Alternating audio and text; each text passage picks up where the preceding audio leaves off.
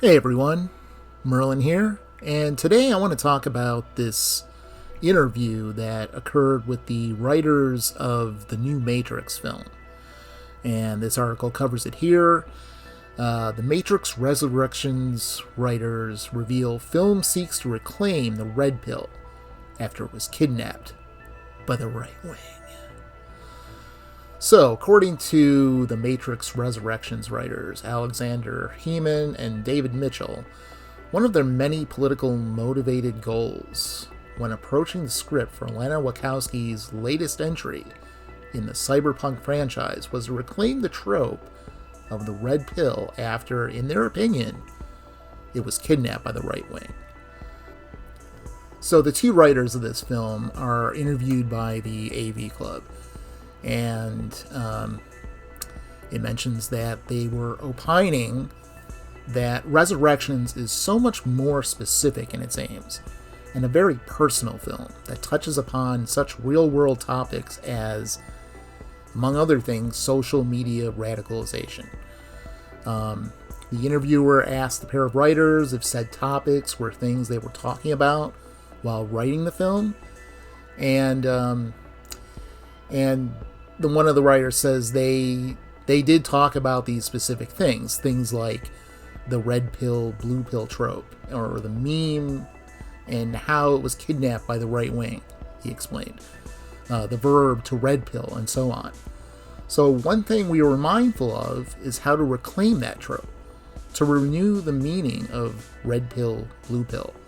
And so basically the interviewer goes on to say the scenes with the analyst were especially pointed, as he's using some of the terminology of right-wing radicalization, like the conservative retort, facts don't care about your feelings, leading him to ask Heeman and Mitchell, was it empowering to write a rebuttal to the weaponization of Lana and Lily's work?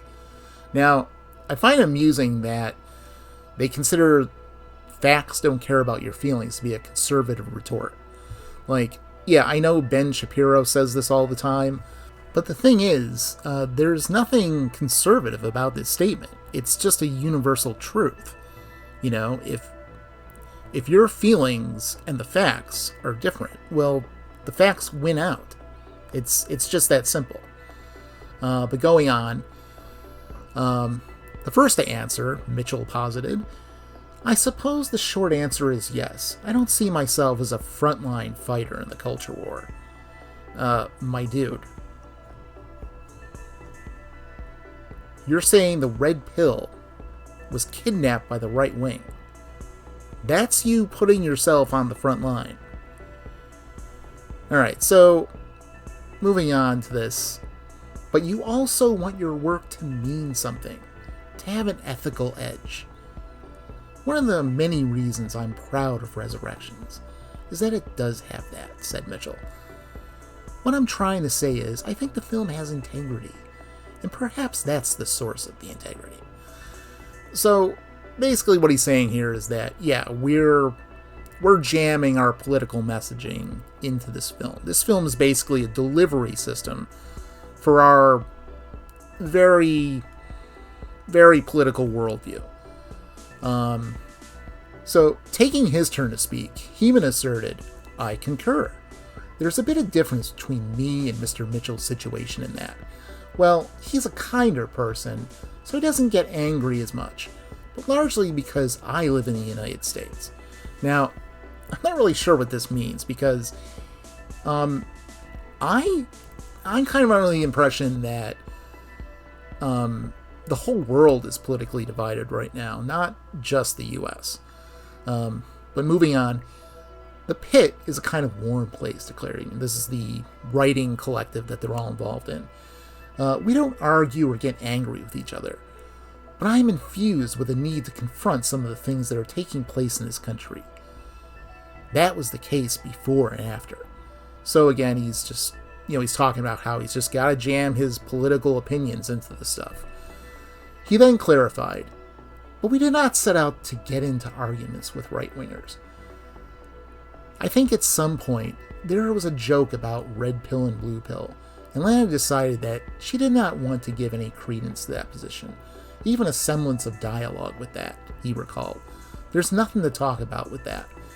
It's like having debates with creationists. By inviting them to the podium, it's a tacit endorsement that the idea is up for debate. So basically what they're saying here is, we don't want to debate people we don't agree with, because that's the thing. It's like, SJWs never want to debate. And the reason for that is because they know their arguments won't win out. They know that their positions are not defensible.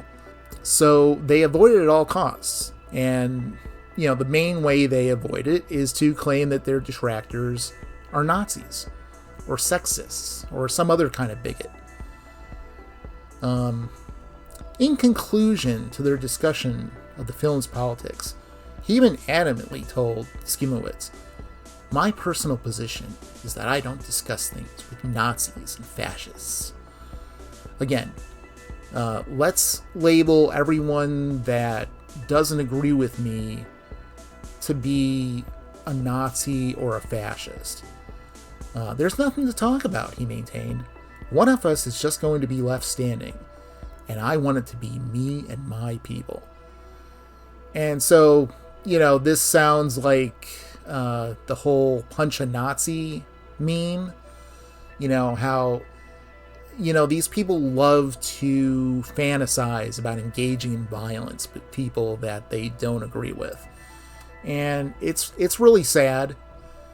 And, I think it's a pretty big reflection on how good this movie is, which, I haven't seen it yet, but I've been hearing from pretty much everybody that it's not. I'm gonna watch it later on, but my expectations are pretty low at this point.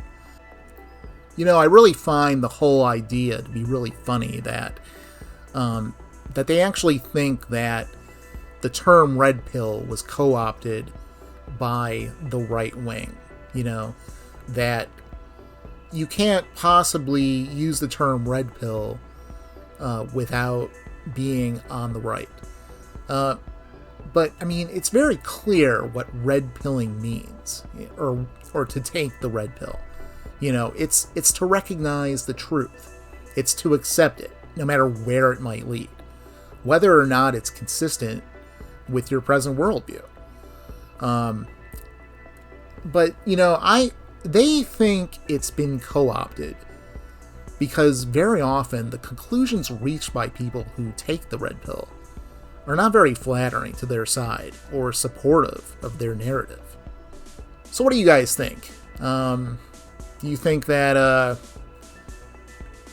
these writers are batshit, or is it just me? Let me know what you think in the comments below. If you liked the video, give it a like. If you didn't, give it a dislike. And even do that thing with the bell. And remember, everyone, no matter where you're going, there you are.